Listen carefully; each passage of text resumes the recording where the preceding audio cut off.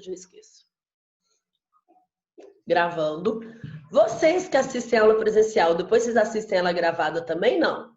Para estudar para a prova, não? Ah, sim. Sempre. Assistem? Sim. Acho que é só vocês que assistem. Tô brincando. Mas vamos lá. Gente, o juiz proferiu a sentença, publicou.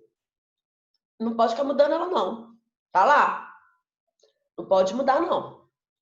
Tá? Eu falo, gente, o juiz fica mudando a decisão, a gente fica sem segurança jurídica e vai achar que o juiz é bipolar, né? Agora, essa sentença pode conter erro. A gente já estudou os erros que fazem uma decisão ser modificada ou ser anulada, que é o erro em procedendo e o erro em judicando, né? Agora, existem, gente, erros na sentença que não são nem erros de procedimento e nem erro de julgamento, mas são erros no texto da sentença, tá? A sentença às vezes traz uma contradição, uma obscuridade, um erro material ou uma omissão. E aí você não quer, na verdade, modificar o conteúdo daquela decisão. Você quer esclarecer aquele texto. É como se eu falasse, olha, esse texto está mal escrito, esclarece esse texto pra gente, tá? Exemplo, gente. Isso exemplo, assim, a gente usa muito mesmo na advocacia, porque acontece muito, tá? Imagina que eu tenho um processo lá imenso que durou 5 anos. Quando ele iniciou, né, em petição inicial, o autor pediu justiça gratuita. Quando o juiz foi fazer a manifestação inicial, isso lá no começo do processo, ele deferiu a justiça gratuita do autor e mandou citar o réu. Aí o processo desenvolveu tudo. Citou o réu, ele contestou, teve audiência de conciliação e mediação, o réu contestou, o autor impugnou, o juiz fez saneamento, produziu-se as provas, sentença. Na sentença, o juiz julga o pedido improcedente ou parcialmente improcedente e condena o autor a pagar as custas.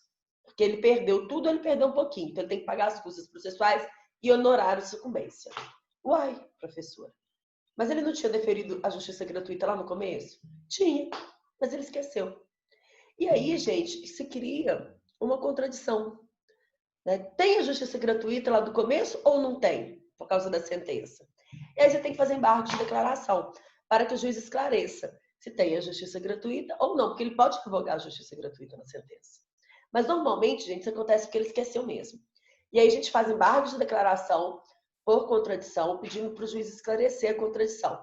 E batata, gente, ele sempre fala, realmente, me esqueci da justiça gratuita que havia deferido no começo, não tem condenação em custas e honorários, né? Nunca vi isso diferente. Nunca vi ele revogar a justiça gratuita no final. Ele pode, mas eu nunca vi, tá? Então, esse é um exemplo, assim, de embargo de declaração que a gente usa no dia a dia mesmo, todo dia. Todo dia não, mas pelo menos uma vez por mês a gente faz isso. Outro, né, que a gente faz muito também. A gente, o núcleo de prática jurídica das faculdades tem prazo em dobro, tá? E aí, às vezes, o relator, na nossa apelação, não conhece o recurso falando que ele é intempestivo. Tá? Por quê? Porque ele não lembra do prazo em dobro, né? Aí a gente fala também, né? Uma embargo de declaração fala assim, olha, houve uma omissão, ele se omitiu ao aplicar o prazo em dobro, né? E pede para ele aplicar. Também aplica o prazo em dobro, a gente consegue a tempestividade e o recurso é conhecido, né? Então são casos clássicos que se usa embargo de declaração. É muito simples, gente, é um recurso muito simples. Ele é tão simples que parte da doutrina, inclusive, fala que ele nem é recurso, que ele é só incidente processual. Por que ele não é recurso? Porque ele não quer modificar a decisão, porque ele não quer anular a decisão. Ele quer só esclarecer o texto, né? E por muito tempo a gente teve essa discussão. Embargos é recurso ou não? E ainda que a gente continue teoricamente tendo essa discussão, o código, lá no artigo 994, ele fala assim, são cabíveis os seguintes recursos, tá? A apelação, agravo de instrumento, agravo interno, inciso 4, embargo de declaração. Então, para o código, embargos é recurso, sim. Por que isso é importante, gente? Porque se cair na prova, se cair em OAB, se cair em concurso, apesar de existir essa discussão doutrinária, o que a gente tem que ter na cabecinha? que embargos é recurso, sim, para legalmente falando, tá? Bom, então para que serve o embargos? Não serve para modificar, não serve para anular, serve para esclarecer ou integrar o texto, tá, da decisão. Tá? Esclarecer quando eu tenho uma contradição, uma omissão ou um erro material. Integrar quando eu tenho uma omissão. Peraí. Esclarecer quando eu tenho contradição, obscuridade ou erro material. Esclarecer quando eu tenho uma omissão. Tá? Bom. Ah, tá. Eu vou só falar aqui para vocês, então, um pouquinho de cada um. O que é obscuridade, gente? É quando o juiz usa palavras de duplo sentido. Nada sexual, nada indecente, que a gente tem mania de falar, piada de duplo sentido. Mas não é isso, não. São palavras que, às vezes, dependendo da grafia, elas têm uma conotação diferente, igual remissão. Remissão pode ser pagamento ou pode ser perdão. E se o juiz usa com a grafia errada, ele dá uma ideia diferente na decisão. Aí há uma obscuridade, a gente tem que pedir para ele esclarecer, tá? Contradição, eu já dei o exemplo para vocês, né? É o exemplo da justiça gratuita que eu acabei de dar. Ele fala uma coisa ou na própria decisão ou durante o processo, e aí vem na decisão e vem no final e fala uma coisa diferente, tá? Aí fala, pô, qual que é? É de antes ou de agora, né? O erro material, gente, é um erro de digitação, é um mero erro de digitação. Ele nem era caso para embargos de declaração antigamente no Código anterior. O próprio juiz podia perceber o erro material e corrigir, tá? Mesmo depois de proferida a sentença. Porque ele estava só corrigindo o erro de digitação, ele não estava modificando o conteúdo da decisão. E aí, quando isso acontecia, às vezes a gente até peticionava ou despachava com ele, ele resolvia. Entrou agora como um dos casos do erro material no novo Código, tá? Outro dia eu vi assim, a gente ajuizou uma ação contra a TIM, tá? Só um minutinho, gente. Contra a TIM. Indenização por danos materiais e morais. Aí o juiz colocou lá assim, na sentença, no dispositivo, tá? Isso posto, condena a TIM ao pagamento de indenização por danos materiais no valor de tanto a fulano de tal. Condeno também a TIM ao pagamento de indenização por danos morais no valor de tanto a TIM. Nos danos morais, ele condenou a TIM a pagar a TIM. Óbvio que não faz sentido, né? Ele, em vez de colocar o nome do autor, ele colocou a TIM, ele repetiu o nome da TIM. Então, é um erro material, só pedir para corrigir aquele erro material, tá? E a omissão? A omissão é quando o juiz deixa de se pronunciar sobre um pedido, sobre um requerimento, ou até mesmo, gente, sobre a fundamentação, né? Então, por exemplo, eu aleguei prescrição na minha contestação e o juiz julgou sem falar sobre essa prescrição, que é algo importante, que podia vir a mudar, né, a minha decisão. Então, eu tenho que pedir para ele se manifestar sobre aquela tese, né, que eu aleguei e que ele não se manifestou na decisão, ele se omitiu quanto a ela, tá? Então, a omissão pode ser isso, ó, deixou de analisar um pedido ou deixou de analisar uma tese, uma fundamentação. Eu vou até trabalhar um pouquinho isso com vocês. Estou abrindo aqui meu código. Tá?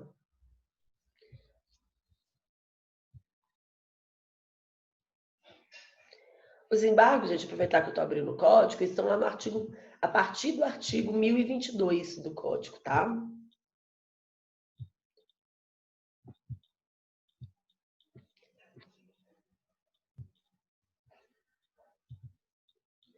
E agora vocês estão aqui comigo, ó.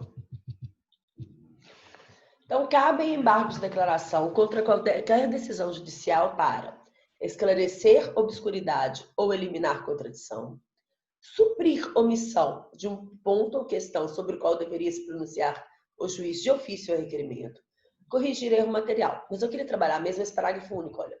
Considera omissão a decisão que deixar de se manifestar sobre tese firmada em julgamentos de casos repetitivos ou incidente de assunção de competência aplicável ao caso julgado, incorrer em qualquer condutas descritas no artigo 489, parágrafo 1º. Olha o que fala o 489, parágrafo 1º, gente. Quer ver? Tá vendo? 489, parágrafo 1º. não se considera fundamentada qualquer decisão judicial, seja ela interlocutória, sentença ou acórdão, que. E aqui vem os casos em que a gente considera que não houve a fundamentação devida do juiz, tá? Então, por que eu mostrei esse processo? Para ficar na cabeça de vocês, que a omissão não é só a omissão no julgamento de algum pedido, tá? É omissão também ao se manifestar sobre alguma das teses apontadas pelas partes, tá? Outra coisa importantíssima sobre os embargos de declaração. Primeiro, eles não se prestam para modificar ou anular, mas sim para esclarecer ou integrar o texto. É só corrigir o texto, tá? É um recurso muito, muito tranquilo. Bom, ele é cabível contra decisões em que houver omissão, obscuridade, erro material ou contradição. Agora, que tipo de decisão? Qualquer, gente. Pode ser sentença, pode ser acórdão, pode ser decisão interlocutória, tá? O código anterior falava que cabia embargo de declaração única e tão somente contra a sentença. Mas, na prática, já se aceitava embargos contra acórdão, contra decisão interlocutória. Esse novo código resolveu isso. Ele falou, cabe embargos de declaração contra qualquer decisão judicial, tá? Ou seja, decisão interlocutória, acórdão ou sentença, tá? Queridíssimos, até aqui, quanto ao cabimento deste recurso, deu para entender? Ou temos alguma dúvida? Que aí eu vou passar para o prazo já. Vocês entenderam para que servem os embargos?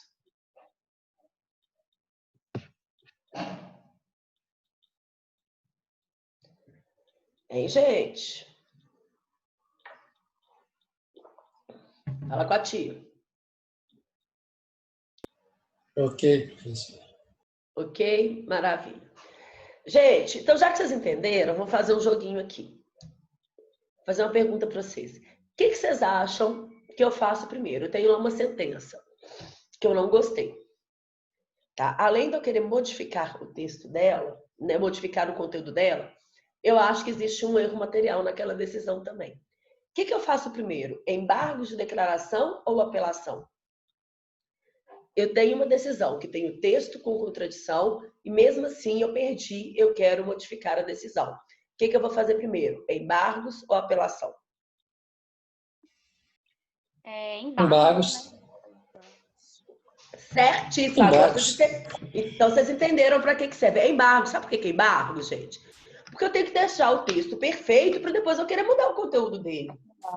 Não concorda? Eu tenho que arrumar um texto para saber qual realmente é aquela decisão para poder querer modificá-la. Muito bom o raciocínio de vocês. Prazo para interposição dos embargos. A gente estudou, né, lá no Teoria Geral dos Recursos, que o prazo para interposição dos recursos é de 15 dias, com exceção de um, que são de 5. A exceção é justamente os embargos. Todos os recursos têm prazo de 15 dias úteis, exceto os embargos, que tem prazo de somente 5 dias úteis. Então, ele é a exceção. Cuidado, tá? Bom, aí como é que ele funciona, né? O procedimento dos embargos.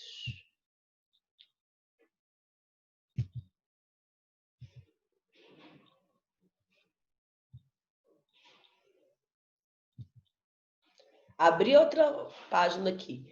Eu até pergunto às vezes, gente, para o pessoal, não sei se eu já perguntei para vocês, eu tenho perguntado para minhas turmas, que eu sou uma pessoa agitada, uma pessoa frenética.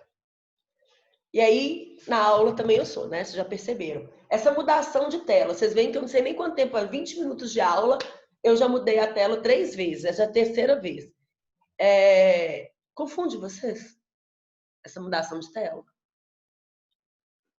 Não, para mim não. Tranquilo. Tranquilo? Tranquilo, Michele. Porque na minha aula você não pode dormir. É diferente da aula do Vinícius. Porque na aula do Vinícius, gente, é o seguinte. Você entrou na sala, cumprimentou o Vinícius, ouviu 10 minutos da aula e dorme. Aí você acorda nos 10 minutos finais. Tá tudo a mesma coisa. Parece que você nem dormiu. Parece que só deu aquelas pescadinhas de 1 segundo. Mas você dormiu aí 20 minutos, né? Mas nem parece. Por quê? É aquela pasmaceira, né? Tudo a mesma coisa. Mais do mesmo, né? Aquela aula sonolenta. A minha aula não dá para dormir. Não dá nem para piscar. Porque se você piscar, eu mudei de tela, você não entendeu o que eu tô fazendo naquela tela. Entendeu? Porque eu sou assim. Ao contrário do Vinícius, né, gente? Vinícius, a aula dele é uma pasmaceira. A aula do Vinícius dá mais sono, presencial ou remota? Sacanagem, né? Você já teve aula com ele, Mariana? Você que entrou semestre passado? Sim, sim, a gente tem. Então você sabe que eu tô falando a verdade, né? O Vinícius a gente fica em dúvida, né? Se a aula dele dá mais preguiça, dá mais sono. A aula tá sendo gravada, pode mandar para ele isso. Não tem medo do boto velho. Pode mandar. A gente fica em dúvida, né? Se a aula dele dá mais sono remota ou presencial. Mas eu tô brincando, viu, gente? Mariana, não fica assustada, tá? Não sei se vocês sabem, mas o Vinícius, inclusive, é meu sócio, né? Vocês sabem disso? Tá. Eu achei que você tinha alguma coisa assim muito contra-constitucional. Não, é só brincadeira entre a gente mesmo. Óbvio que eu sei que a minha aula é mais divertida que a dele, isso é verdade. Mas ele, inclusive, é meu sócio. A gente tem uma câmara de mediação juntos. Eu, ele e a professora Raquel. Vocês tiveram aula com a Raquel? Em Teoria Geral do Estado? Eu não. Não conheço. Os outros devem ter tido. De qualquer forma, acho que no 6º período vocês vão ter aula com ela de direito administrativo. Nós 3 temos ali na Savassi uma câmara de mediação de conflitos, né? Mas olha só, gente, presta atenção aqui. O processo começa com a petição inicial, se desenvolve aqui até a sentença, né? Que a sentença é o que a gente espera, né? O nosso objetivo quando a gente inicia o processo. Só vou aumentar a letra aqui para vocês. Bom, e aí, proferida a sentença, eu percebo que nessa sentença tem uma contradição. Então, aqui, viu, gente, no próprio juiz do ACO, no juiz que proferiu a sentença, eu vou em 5 dias interpor embargos de declaração, tá? Primeiro, gente, eu não tenho a mínima dúvida que a gente interpõe esses embargos no mesmo juízo que proferiu a decisão. E falo mais, eu não só interponho os embargos no mesmo juízo que proferiu a decisão, como eu julgo os embargos no mesmo juízo que proferiu a decisão. Porque quem escreveu o texto foi esse juiz aqui, ó, que proferiu a sentença. Uai, se alguém tem que esclarecer o texto, se alguém tem que esclarecer a obscuridade que ele aprontou, o erro material que ele fez, a omissão que ele deixou de analisar, ou a contradição, é ele. Então, os embargos são um recurso que serão processados e julgados no mesmo juízo que proferiu a decisão, tá? Então, eu interponho os embargos no juízo ACO e julgo os embargos também no juízo ACO. Aí aqui eu vou ter 2 situações, interpus os embargos. A situação normal, interpus os embargos, em 5 dias nós teremos a decisão dos embargos, tá? Ou seja, eu interpus os embargos, ele vai direto para o juiz que proferiu aquela decisão e em 5 dias ele vai proferir, né, decidir os embargos para esclarecer ou integrar o texto. Essa daqui é a regra geral, é o procedimento geral dos embargos, tá? Interponho em 5 dias e o julgador tem mais 5 dias para julgar. Vocês sentiram falta de alguma coisa nesse procedimento, gente?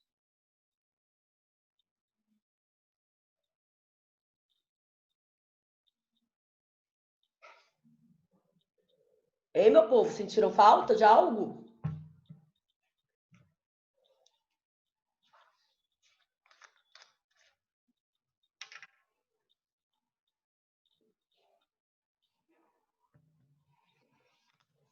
Sentiram falta de nada, né? Deixa eu ver se no chat alguém sentiu falta. Não. Tristeza, sentiram falta de nada. Oh, meu Deus.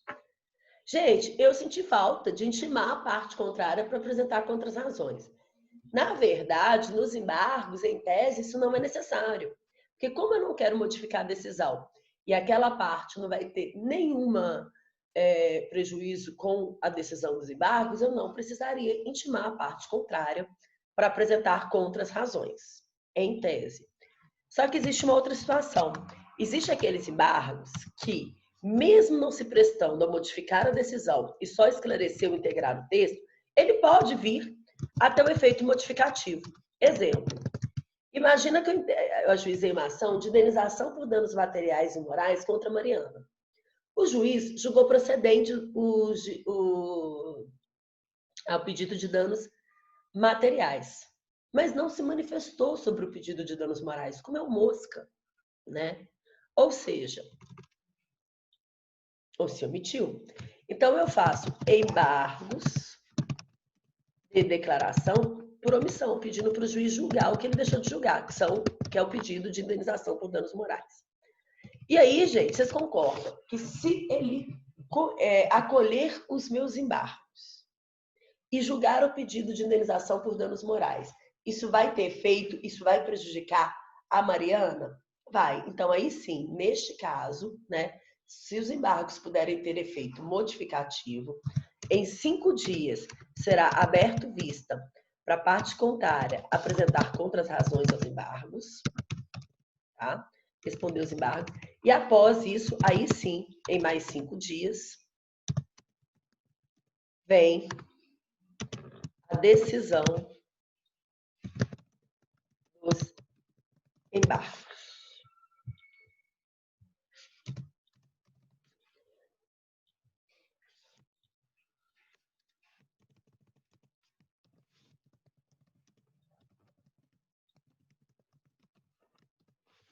Então, gente, o procedimento dos embargos, eu só vou colocar aqui de cores diferentes, acho que ficou confuso, um fica de vermelho, o outro vai ficar de verde. Eu costumava pôr azul, mas o Cruzeiro está numa fase tão ruim que não merece. Então, olha só, o procedimento dos embargos, em tese, é esse daqui. A regra é esse daqui, ó. Proferiu a decisão, 5 dias úteis eu faço embargo de declaração, feitos embargos, opostos embargos, em 5 dias, o julgador que proferiu aquela decisão vai decidir os embargos, ok? Mas, se os meus embargos puderem ter um efeito modificativo e modificar a decisão, que não é objetivo, mas pode ser um efeito colateral, aí eu tenho que permitir que a parte contrária se manifeste em 5 dias, para só depois decidir os embargos. Então, eu só vou ter manifestação da parte contrária se ele puder vir a ter um efeito modificativo, tá? Ok, gente? Eu gosto de fazer isso daqui, essa linha com vocês, quando eu vou explicar os embargos não, o procedimento, né, de qualquer recurso. Eu gosto de fazer essa linha com vocês, tá? Por quê, professora? Para vocês conseguirem visualizar qual que é o andamento, né, daquele recurso, tá? Bom, agora... Oi, pode falar. Seria como se fosse um apenso à sentença, um anexo à sentença? Ou seria uma sentença alterada? Como é que ficaria A essa decisão... estrutura? Como é que seria essa estrutura? A decisão dos embargos seria um anexo à sentença ou seria uma sentença alterada, modificada? Ele profere uma nova... A decisão que vale é a decisão dos embargos, tá? É como se ele produzisse uma nova sentença, dessa vez de forma correta.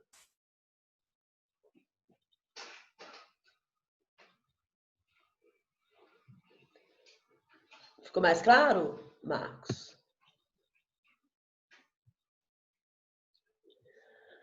Bom, gente.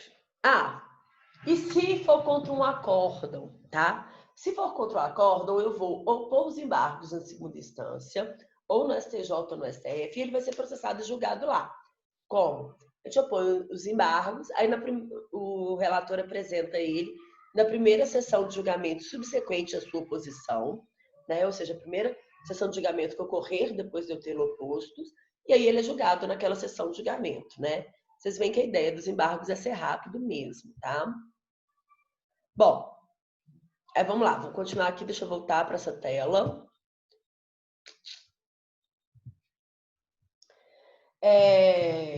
Preparo, tá? Ou seja, pagamento de custas. Não tem. Embargos é um recurso 0800, até porque ele não quer modificar a decisão. Ele quer só esclarecer o texto. Então, não há pagamento de custas no embargos. Ele é de grátis. Ele é de grátis. Ele é free. Ele é 0800. Tá? Então, não há pagamento de custas para opor embargos de declaração. Reparem no verbo que eu estou usando, tá, gente? Quando eu falo de embargos, eu não falo em interpor, eu falo em opor, tá? E a decisão do juiz, ela acolhe ou rejeita os embargos. E não julga procedente ou improcedente, dá provimento ou não dá, tá? Então, verbo dos acordos. Quando, para iniciá-lo, a gente fala que a parte opôs e a decisão rejeita ou acolhe, tá? Efeitos. Gente, embargos não tem efeito devolutivo e nem suspensivo. Lembra que eu falei, gente, quase todos os recursos vão ter efeito devolutivo?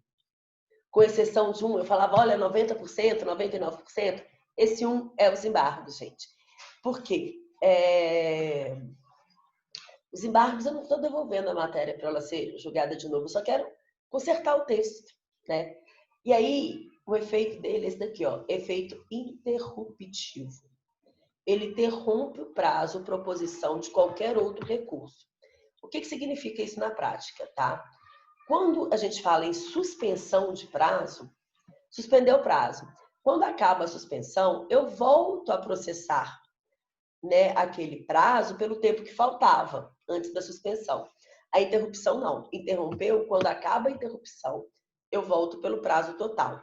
Isso vai significar o seguinte, vou voltar aqui para essa tela, ó. Ó, tá vendo? Vou usar esse último aqui, decisão dos embargos, tá? Aqui foi proferida uma sentença. Qual o prazo para interpor apelação contra essa sentença? 15 dias. 15 dias. Se eu pus os embargos no 5º dia, quantos dias faltavam para eu poder interpor a minha apelação? 10. 10. Depois, aí vem os embargos. Parou, não se fala mais em apelação até os embargos serem julgados, tá? Veio a decisão dos embargos. Qual o prazo que eu tenho para interpor a apelação? 10 dias. Não, se fosse efeito suspensivo, eu teria 10 dias. Como é efeito interruptivo, eu devolvo o prazo na sua integralidade.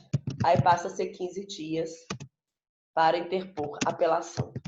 Por isso que a gente fala que ele tem um efeito interruptivo, porque ele interrompe o prazo para interposição de outro recurso e depois da decisão dele, esse prazo é devolvido na sua integralidade, ainda que já tenham se passado alguns dias ou até os 5 primeiros dias.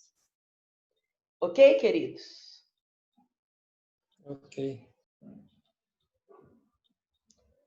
Alguma dúvida aqui, gente? Então, qual é o efeito dos embargos? Não é devolutivo, não é suspensivo, é interruptivo. Ele interrompe o prazo para interpor outro recurso e depois da decisão, esse prazo é devolvido na sua integralidade.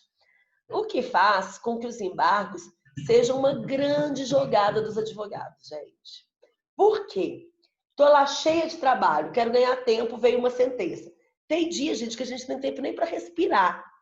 E a hora que você fala, nossa senhora, estou desesperada com tanto trabalho, vem uma sentença. E você tem que recorrer da sentença. Aí você fala, ferrou. O que você faz? Você procura motivo para fazer embargos ali. Por quê? Porque o embargo, gente, é uma petição muito simples. Eu vou fazer uma petição de embargos com vocês no segundo horário. Daqui a pouquinho, vocês vão ver. É uma petição simplérrima. E vai ser a BA3 de vocês, inclusive, fazer os embargos. Então, é uma petição simples, que não vai tomar muito nosso tempo. Eu não tenho que pagar custas, porque ele é de graça, e ele vai interromper o prazo para apelação. Aí, no mínimo, eu estava ganhando esses 5 dias em que ele vai ser julgado, para começar a correr o prazo para apelação. Na prática, muito mais, porque o juiz não julga em 5 dias, podem ter certeza, ele demora muito mais para julgar. Demorei 1 mês, 2 meses. E aí, quando ele for julgado, aí sim vai começar a correr o prazo para minha apelação. Ganhei esse tempo, né? Então, se eu quero atrasar o processo, ou eu, como advogado, quero ganhar tempo, faço embargo de declaração. Não vou ter custo e vou ganhar tempo, tá? Porque o efeito dele é interruptivo.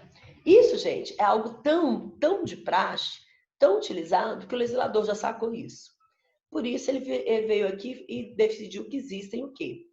Embargos, só ver aqui o negócio, tá? Embargos protelatórios. Gente, o legislador falou que existe isso? Embargos que são feitos para protelar, para atrasar o processo? Falou, vocês acreditam? E é verdade. Existe mesmo. Quando o julgador acreditar que aqueles embargos são protelatórios, foram feitos só para ganhar tempo, para atrasar o processo, ele pode condenar o embargante a pagar multa não excedente a 2% do valor da causa. E se for reincidente, ou seja, se insistir, essa multa pode aumentar para 10%, tá?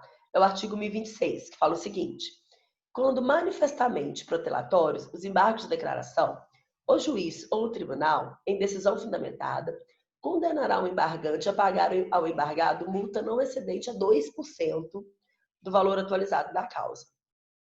Na reiteração de embargos de declaração manifestamente protelatórios, a multa será elevada a 10% sobre o valor atualizado da causa, e a interposição de qualquer outro recurso ficará condicionado ao depósito, prévio do valor da multa, à exceção da fazenda pública, dos beneficiários da justiça gratuita, que a recolherão no final. E o parágrafo 4º, não serão admitidos novos embargos de declaração se os dois anteriores houverem sido considerados protelatórios, tá? Gente, eu tenho só 3 minutinhos aqui no Zoom, então esses últimos 3 aqui eu vou deixar para a próxima aula. Sabe quando que é a próxima aula? Agora. Então eu vou parar a gravação.